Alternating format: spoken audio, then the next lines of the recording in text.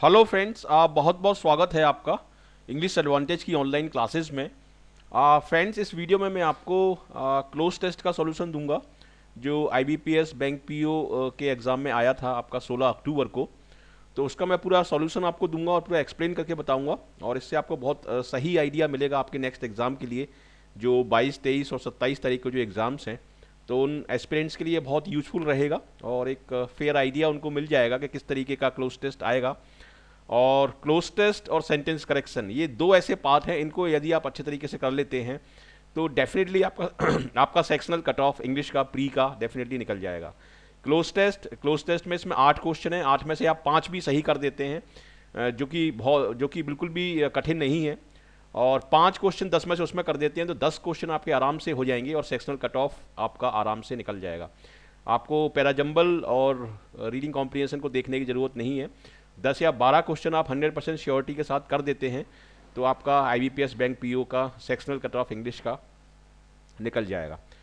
तो चलिए शुरू करते हैं। ये है आपका क्लोज टेस्ट जो 16 तारीख को जो एग्ज़ाम हुआ था आईबीपीएस बैंक पीओ का, उसमें आया था ये। तो ये मैनेजमेंट बेस्ड है, थोड़ा सा टेक्निकल है ये नेचर में। और इसी तरीके के क्लोज टेस्ट आपके नेक्स्ट एग्जाम में आएंगे जो 22, 23 और 27 तारीख को होगा। तो क्लोज टेस्ट में आपकी जो वोकेबलरी है वो बहुत अच्छी होनी चाहिए, क्योंकि बेसिकली ये वोकेबलरी का ही टेस्ट होता है और थोड़ा सा रीडिंग कॉम्प्रिहेंशन भी इसमें चेक की जाती है। मतलब ये समझ लीजिए कि 30% इसमें रीडिंग कॉम्प्रिहेंशन, 30% वोकेबलरी और 30% ग्रामेटिकल एस्पेक्ट्स इसमें आपके चेक किए जाते हैं। तो इन तीनों ही की इसमें नॉलेज आपको होना चाहिए। तो देखते हैं इस पैसेज को। Big ideas came from tackling problems. देखिए यहां पर देखिए, when one is confronted with N overwhelming task it is pieces. देखिए ओवरवेलमिंग का मतलब होता है कोई बहुत बड़ी चीज, या बहुत, जैसे ओवरवेलमिंग रिस्पॉन्स कहते हैं तो उसका मतलब होता है कि बहुत ज़्यादा रिस्पॉन्स आया, बहुत अच्छा रिस्पॉन्स आया। तो यहां पर हम ओवरवेलमिंग टास्क का मतलब है कि बड़ा टास्क या बड़ी कॉम्प्लिकेटेड प्रॉब्लम। ठीक है। तो big ideas come from tackling big problems. यहां पर जो आपका आंसर होगा वो होगा बिग प्रॉब्लम। ठीक है, जैसे ये इसमें ऑप्शन दिए हुए हैं। तो क्योंकि यहां पर आगे जो वर्ड दिया हुआ है वो ओवरवेलमिंग दिया हुआ है, तो इसलिए यहां पर आपका अगर लॉजिक लगाया जाए तो उस तरह से आपका यहां पर जो आंसर होगा वो होगा big. Big ideas came from tackling big problems, मतलब जो बड़े आइडिया होते हैं वो बड़ी प्रॉब्लम्स को, कॉम्प्लेक्स प्रॉब्लम को सॉल्व करने से आते हैं। लेकिन बड़ी प्रॉब्लम को सॉल्व कैसे किया जाए उसके बारे में इसमें समझाया है। When one is confronted with N overwhelming task it's pieces. इसका मतलब यह है कि ये जब हमारा सामना एक बड़े टास्क से होता है, कॉम्प्लिकेटेड टास्क से होता है, तो इट इज पीसेस का मतलब ये है कि उसको सिंपल और इजी पार्ट्स में डिवाइड कर लिया जाता है और करना चाहिए, ये इसका मतलब है। Business jargon is full of phrases about that. देखिए जार्गन एक वर्ड आया है इसमें। जार्गन का मतलब होता है स्पेशल वोकेबलरी या स्पेशल टर्मिनोलॉजी। जैसे मेडिकल की जो वोकेबलरी होती है वो अलग होती है, ठीक है, इंजीनियरिंग की अलग होगी और फिलॉसफी की अलग होगी। इस तरह से कुछ जार्गन्स होते हैं। जार्गन्स एक्चुअली टेक्निकल वर्ड्स होते हैं जो एक पर्टिकुलर फील्ड से बिलोंग करते हैं, ठीक है, उसको हम बोलते हैं जार्गन। तो बिजनेस जार्गन, जैसे मैनेजमेंट की लैंग्वेज में जो वर्ड यूज होते हैं वो अलग हैं, जैसे पी कार्स है, बहुत सारे वर्ड यूज होते हैं इस तरह से आप। तो जार्गन का मतलब है एक पर्टिकुलर वोकेबलरी जो कि पर्टिकुलर फील्ड से रिलेटेड है, ठीक है, इसको हम बोलते हैं jargon. Is full of phrases about that like pilot projects and low hanging fruits. मतलब जो बिजनेस जार्गन है वो इस तरह के फ्रेजेस से भरा हुआ है। इस तरह के फ्रेजेस काफ़ी यूज होते हैं बिजनेस में, pilot projects and low hanging fruits. तो इसका मतलब क्या है? पायलट प्रोजेक्ट का मतलब है जैसे किसी कॉम्प्लेक्स प्रोजेक्ट पर आपको काम करना है तो सबसे पहले आप उसकी एक प्रिलिमिनरी स्टडी करेंगे, सबसे पहले आप उसकी एक टेस्ट स्टडी करेंगे और उसमें आप देखेंगे उसके जो डिफरेंट एस्पेक्ट्स हैं उनको आप वे करेंगे, उनको आप देखेंगे कि क्या इसके प्लस पॉइंट है, क्या माइनस पॉइंट है, क्या इसमें कॉस्टिंग आएगी, क्या इसके साइड इफेक्ट्स हो सकते हैं। ये सारी चीज़ें प्रिलिमिनरी स्टडीज में देखते हैं, उसको हम बोलते हैं pilot project. And low hanging fruit.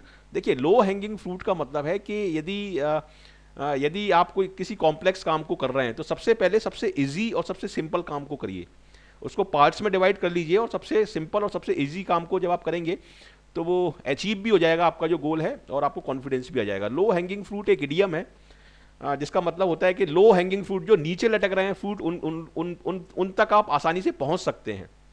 तो लो हैंगिंग फ्रूट एक मेटाफॉर है। मेटाफॉरिक इसका मीनिंग ये है कि मतलब ऐसे गोल जो जो इजीली रीचेबल हैं, जो इजीली अचीवेबल हैं, ठीक है। तो इसका ये मतलब है they have their place but in the repertory of management. Repertory भी एक स्टॉक होता है, एक स्टॉक ऑफ थिंग्स आप बोल सकते हैं, एक समूह होता है, रेपर्टरी ऑफ मैनेजमेंट। अब इसमें क्या आएगा 14 में, 14 में आपका आएगा देखिए स्ट्रेंथ, पावर, वीकनेस। 14 में आएगा आपका प्रैक्टिस। मैनेजमेंट जो प्रैक्टिस होती है, प्रैक्टिस मतलब मैनेजमेंट जो स्टडीज होती है उसमें उसका उसका जो कलेक्शन होता है उसमें इस तरह के वर्ड्स का यूज होता है। तो यहाँ पर केवल प्रैक्टिस वर्ड ही सही है, बाकी मैनेजमेंट सिम्टम कोई मतलब ही नहीं है सिम्टम का, ये तो मेडिसिन में यूज होता है। मैनेजमेंट पावर नहीं, मैनेजमेंट पावर का कोई सेंस नहीं निकल रहा। मैनेजमेंट स्ट्रेंथ, मैनेजमेंट वीकनेस, यहाँ पर बात हो रही है कि मैनेजमेंट स्टडीज़ में मैनेजमेंट स्टडीज़ की जो रेपर्टरी है उसमें इस तरह के वर्ड यूज होते हैं। They should share their place with bold approaches to big challenges. Much of today's most valuable management knowledge came from wrestling with such issues. मतलब जो नॉलेज आई है मैनेजमेंट की वो इस तरह के जो कॉम्प्लेक्स इशूज हैं उनसे उनको फेस करने से आई है। The most complicated work place in the middle of the last century was the automobile assembly plant. देखिए ऑटोमोबाइल असेंबली प्लांट जो था ये सबसे ज़्यादा कॉम्प्लिकेटेड था, सबसे ज़्यादा कॉम्प्लेक्स इशू था इसको सॉल्व करना, तो ये इसके बारे में बताया है। Drawn to its complexity were Peter F. Drucker, W. Edward Deming and Taichi Ohno among others। देखिए ये जो है ये शायद ये मैनेजमेंट गुरु हैं, अमेरिका के ये कुछ मैनेजमेंट गुरु हैं, इनका नाम मैंने भी सुना है और इन्होंने मैनेजमेंट पर बुक्स लिखी हैं। तो ड्रॉन टू इट्स कॉम्प्लेक्सिटी मतलब उसकी कॉम्प्लेक्सिटी की तरफ जब वो खिंचे तो उन्होंने उसका सॉल्यूशन दिया। ऑटोमोबाइल इंडस्ट्री में जो कॉम्प्लेक्सिटी थी कि किस तरीके से उसको सॉल्व किया जाए, उसकी कॉम्प्लेक्सिटी की तरफ वो आकर्षित हुए और उसने उसको सॉल्व करने के लिए फिर मैनेजमेंट प्रिंसिपल्स दिए और बुक्स लिखी। ये इसका मतलब है। The work they and their disciples did, मतलब वो काम जो उनने और उनके शिष्यों ने किया। डिसाइपल्स का मतलब होता है उनके शिष्य, ठीक है। Applied in industry after industry मतलब उन्होंने जो काम किया, उन्होंने जो प्रिंसिपल्स बनाए उनको हम इम्प्लीमेंट करते हैं सभी तरह की इंडस्ट्रीज में। इंडस्ट्री आफ्टर इंडस्ट्री मतलब सभी इंडस्ट्री में। Is the basis of the best that we know about operations, managing people, innovation, organization design and much more। मतलब उन्होंने जो मैनेजमेंट के प्रिंसिपल्स बनाए हैं उनको हम अप्लाई करते हैं सभी तरह की इंडस्ट्री में। तो इसमें पहले का आपका आंसर होगा बिग और सेकंड का होगा इसमें प्रैक्टिस। यदि आपने ये आंसर लगाए हैं तो आपके आंसर सही है। The most complex work places are tertiary care hospital. देखिए टर्सरी का क्या मतलब होता है, 3 लेवल होते हैं किसी भी चीज़ के, प्राइमरी, सेकेंडरी और टर्सरी। प्राइमरी, सेकेंडरी और टर्सरी मार्केट भी होती है और एग्रीकल्चर में भी इसका यूज़ होता है, बिजनेस में भी इसका यूज़ होता है। टर्सरी केयर हॉस्पिटल का मतलब है ऐसी डिजीज़ के लिए बने हुए हॉस्पिटल जो लास्ट लेवल तक जो बीमारियां पहुंच चुकी हैं, जैसे कैंसर की बीमारियां हैं, डायबिटीज़ और जो टफ जो बहुत कॉम्प्लिकेटेड बीमारियां होती हैं जो लास्ट स्टेज तक पहुंच चुकी हैं, ठीक है, जिसमें पेशेंट का बचना नामुमकिन रहता है नॉर्मली, तो उसके लिए ये वर्ड यूज़ हुआ है टर्सरी केयर हॉस्पिटल्स, ठीक है। ये भी बहुत कॉम्प्लिकेटेड होते हैं और ऑटोमोबाइल इंडस्ट्री से भी ज़्यादा कॉम्प्लिकेटेड होते हैं क्योंकि ये बहुत सेंसिटिव होते हैं, ठीक है। इस तरह के जो हॉस्पिटल्स होते हैं, बड़े लेवल के जो हॉस्पिटल्स होते हैं लाइक अपोलो और एम्स और इस तरह के जो हॉस्पिटल्स होते हैं, दीज वास्ट का मतलब होता है बहुत ज़्यादा बड़ा, दीज यहाँ पर प्लूरल है, तो यहाँ पर आपको जो नाउन चाहिए वो प्लूरल चाहिए यहाँ पर 15th में, ठीक है। तो हाउस तो आएगा नहीं, इंस्टीट्यूट आएगा नहीं। डेमागॉग, डेमागॉग का मतलब मैं बता देता हूँ आपको। डेमागॉग एक पॉलिटिकल लीडर होता है जो इमोशंस के बेस पर लोगों को अपने फेवर में लेता है, ना कि लॉजिकल रीजनिंग के बेस पर, ठीक है, बल्कि इमोशंस के बेस पर, उसको बोलते हैं डेमागॉग। फोर्ट्स कंफ्यूजन के लिए दिया हुआ है, किला यहाँ पर किले का कोई सेंस नहीं है। इंटरप्राइजेस यहाँ पर सही होगा क्योंकि ये जो हॉस्पिटल्स होते हैं ये वास्ट इंटरप्राइजेज ही होते हैं, बिजनेस हाउसेज होते हैं, तो यहाँ पर इंटरप्राइजेज वर्ड सही होगा। हाउस और इंस्टीट्यूट सिंगुलर है, नहीं आएंगे। डेमागॉग सिंगुलर है, फोर्ट्स प्लूरल है, लेकिन फोर्ट्स का यहाँ पर कोई कॉन्टेक्स्ट नहीं है इसलिए फोर्ट्स नहीं आएगा। Employ tens of thousands of people who under one roof do everything from neuro surgery to laundry, मतलब इस तरह के इंटरप्राइजेज में काफ़ी हजारों लोग काम करते हैं जिसमें न्यूरो सर्जरी से लेके लॉन्ड्री तक के लोग होते हैं, मतलब हाई लेवल से लेके लोअर लेवल तक के सभी लोग इस तरह के ऑर्गेनाइजेशन में काम करते हैं। Each patient, that is to say each job calls on a different set of people with a different constellation of, मतलब हर जो मरीज होता है उसको अलग अलग तरह के लोगों की जरूरत पड़ती है, जिसमें अलग अलग तरह की स्किल्स हों। तो यहाँ पर एक वर्ड यूज हुआ है कॉन्स्टिलेशन। कॉन्स्टिलेशन ये आपका ज्योग्राफी में यूज होता है। गैलेक्सी जो होती हैं, जो स्टार्स का समूह होता है, उसको हम बोलते हैं कॉन्स्टिलेशन। स्टार्स का जो ग्रुप होता है, गैलेक्सी जो होती है, उसको हम बोलते हैं, उसमें ये वर्ड यूज होता है। लेकिन यहाँ पर इस वर्ड का मतलब है ग्रुप। तो ग्रुप के साथ यहाँ पर केवल स्किल वर्ड ही आ सकता है, क्योंकि स्किल यहाँ पर प्लूरल में है। ठीक है, तो यहाँ पर आपको एक प्लूरल वर्ड चाहिए, क्योंकि ग्रुप ऑफ स्किल्स यहाँ पर सही रहेगा, और यही इसका आंसर है। अनस्किल्ड नहीं आएगा, बारबेरिक, टैलेंट, बारबेरिटी नहीं आएंगे, ये गलत वर्ड है। बारबेरिटी का तो मतलब होता है पशुता या इस तरह की नेगेटिव वर्ड है।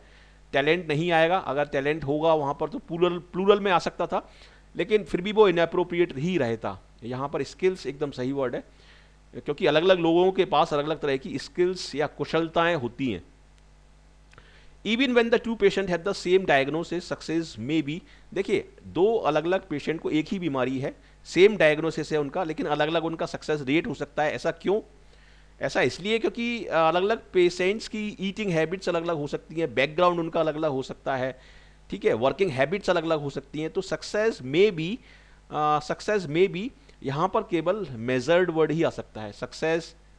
सक्सेस में बी मेजर्ड डिफरेंटली, सक्सेस को नापा जा सकता है अलग अलग तरीके से, अलग अलग तरह से दोनों पेशेंट को। हालांकि दोनों पेशेंट्स को एक ही डायग्नोसिस है, एक ही बीमारी है, लेकिन फिर भी even when the patients have the same diagnosis, success may be measured differently. ठीक है, this is complexity of an order of magnitude greater than automobile और सम असेंबली।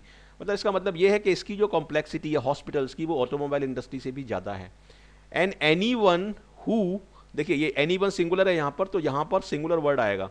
ऐसी हेल्पिंग वर्ब आएगी जो सिंगुलर में है, तो यहाँ पर सिंगुलर में है हैज़ बीन, ठीक है, और पैसिव वॉइस में है ये, तो इसलिए यहाँ पर हैज़ बीन आएगा।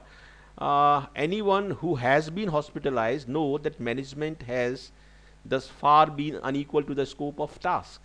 मतलब किसी भी ऐसे व्यक्ति को जिसको हॉस्पिटलाइज किया गया है, हॉस्पिटल में भर्ती किया गया है, उसको वो जानता है कि ये इनका जो डॉक्टर्स का जो टास्क है उसके लेवल से बहुत ऊपर है, उनकी जो बीमारी है, उनकी जो कॉम्प्लेक्सिटी है, वो उनके स्कोप से बाहर है। ठीक है, the workers, managers, consultant and scholars, देखिए ये यहाँ पर क्या ऑप्शन दिए हैं, हु, हुम, विच, हुज, हुमसोएवर। यहाँ पर आएगा आपका हु, क्योंकि ये सारे ह्यूमन बींग्स हैं। ठीक है, विच हम थिंग्स के लिए लगाते हैं, और हुज पजेसिव केस है, हुम ऑब्जेक्टिव केस है, तो यहाँ पर आपका सही आंसर होगा हु। ठीक है, who crack this nut. Crack this नट एक इडियम है जिसका मतलब होता है किसी कठिन काम को सरल बनाना। ठीक है, हार्ड, जैसे हम बोलते हैं hard nut to crack, hard nut to crack का मतलब होता है कठिन चीज को सॉल्व कर पाना, किसी पजल को सॉल्व कर पाना, उसको बोलते हैं hard nut to crack. Crack this nut will reshape industry and institutions just as Drucker, Deming, ये फिलोसफर्स हैं, मैनेजमेंट प्रिंसिपल्स बनाए हैं। तो यहाँ पर एंड में जो वर्ड आएगा आपका वो आएगा आपका यहाँ पर एल वाई का वर्ड चाहिए आपको, और एल वाई का वर्ड यहाँ पर सबसे सही रहेगा प्रोफाउंडली, क्योंकि प्रोफाउंडली का मतलब होता है सीरियसली। तो जिस तरीके से सीरियसली इन लोगों ने काम किया, मैनेजमेंट प्रिंसिपल्स दिए, उसी तरीके से workers, managers, consultant and scholars जो डिफ़िकल्ट टास्क होता है, पेशेंट की जो बीमारी होती है उसको सॉल्व करने की वो कोशिश करते हैं। तो इस तरीके से ये क्लोज टेस्ट है, और क्लोज टेस्ट में आप आराम से यदि 10 नंबर का या 8 नंबर का आता है तो 5 नंबर आप क्लोज टेस्ट में स्कोर कर सकते हैं, और 5 मार्क के 10 में से 5 तो आप आराम से सही कर सकते हैं। सेंटेंस करेक्शन चाहे कितने भी टफ हो, 10 में से 5 आप आराम से कर सकते हैं। 5 इसमें करिए और 5 इसमें करिए, 10 यदि आप कर देते हैं तो आपका सेक्शनल कट ऑफ इंग्लिश का निकल जाएगा। और इस चैनल पर जितने भी वीडियो हैं प्लीज़ सारे वीडियो देखिए आप, सारी प्लेलिस्ट में जाके।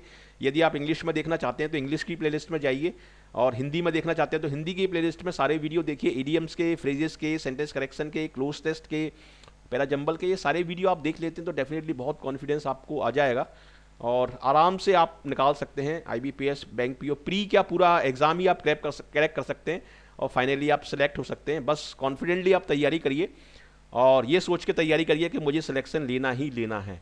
यदि आप कैजुअल तरीके से तैयारी करेंगे तो सिलेक्शन नहीं होगा। आप एक बार ठान लेंगे कि मुझे इस बार सिलेक्शन लेना है तो डेफिनेटली कोई रोक नहीं पाएगा आपको, आपका डेफिनेटली आपका सिलेक्शन होगा। तो ये मैंने पैराजंबल का सॉल्यूशन जो है वो भी अपलोड कर चुका हूँ, सेंटेंस करेक्शन का भी मैं कर चुका हूँ, और ये है आपका क्लोज टेस्ट का। तो इससे आप अपने मार्क्स आप मैच कर सकते हैं और अपने आंसर्स आप टैली करके देख सकते हैं कितना स्कोर आपका बन रहा है। ये है मेरी कुछ लिंक्स, इन लिंक्स के थ्रू काफ़ी रिक्वेस्ट आ रही है मेरे पास। कुछ स्टूडेंट्स पूछ रहे हैं कि फेसबुक पर कैसे ज्वाइन करें। देखिए ये जो लिंक है ये डिस्क्रिप्शन बॉक्स में भी मिल जाएगी, और यूट्यूब चैनल जो है इंग्लिश एडवांटेज, उसका जो फ्रंट पेज है उसमें भी राइट हैंड साइड में सारी लिंक्स दी हुई हैं। तो वहाँ पर उस लिंक के थ्रू भी आप ज्वाइन कर सकते हैं, और ये सारी लिंक्स आपको डिस्क्रिप्शन बॉक्स में मिल जाएंगी, ठीक है। तो वहाँ से भी आप ज्वाइन कर सकते हैं। ये है इंग्लिश एडवांटेज एजुकेशन पेज, यहाँ पर आपको सारे नोटिफिकेशंस मिल जाएंगे। ये है इंग्लिश एडवांटेज ग्रुप, ये भी फेसबुक पर है, इसको भी आप ज्वाइन कर सकते हैं। ये है यूट्यूब चैनल का URL, इसको अपने फ्रेंड्स के साथ प्लीज़ शेयर करिए। इसमें आखिरी में ये जी दिया हुआ है, इससे आप पहचान सकते हैं। और ये है ट्विटर का लिंक, ट्विटर का URL, और connect with me on LinkedIn पर भी आप मेरे साथ जुड़ सकते हैं, और ट्विटर पर भी आप प्लीज़ फॉलो करिए। तो ये सारी लिंक्स आपको डिस्क्रिप्शन बॉक्स में मिल जाएंगी। और यदि आप कांटेक्ट करना चाहते हैं तो व्हाट्सएप नंबर है, इस पर आप कॉल भी कर सकते हैं, कोई आपकी क्वेरी है। और ये है ईमेल ID, इसके थ्रू आप मुझसे कांटेक्ट कर सकते हैं। डेफिनेटली आपका बहुत बहुत स्वागत है। तो कैसा लगा आपको ये इवैल्यूएशन और मैंने जो सॉल्यूशन और एक्सप्लेनेशन दिया है? यदि आपको अच्छा लगा है, आपके एग्ज़ाम के लिए यूजफुल लगा है, आपका 22, 23 और 27 तारीख को जो एग्ज़ाम है उसके लिए काफ़ी यूजफुल लगा है, हेल्प मिली है, तो ज़रूर इसको लाइक करिए, शेयर करिए अपने फ्रेंड्स के साथ, और कमेंट करके मुझे बताइए कैसा लगा आपको ये। और यदि आपने अभी तक इस चैनल को सब्सक्राइब नहीं किया है, इस चैनल का नाम है इंग्लिश एडवांटेज और मेरा नाम है बसंत सिंघल। तो ये आप दोनों चीज़ें देख लीजिए, ये इससे आप इंश्योर कर सकते हैं कि ये जेन्युइन चैनल है इंग्लिश एडवांटेज के नाम से। इसको आप सब्सक्राइब कर सकते हैं, और सब्सक्राइब करते हैं तो सारे नोटिफिकेशंस आपको ईमेल के थ्रू मिलते रहेंगे, जिससे आप एग्ज़ाम की आप तैयारी आराम से अपनी कर सकते हैं। तो आखिरी में मैं यही कहूँगा कि thank you very much for watching this video, and I wish you all the best for your bright future. Thank you very much.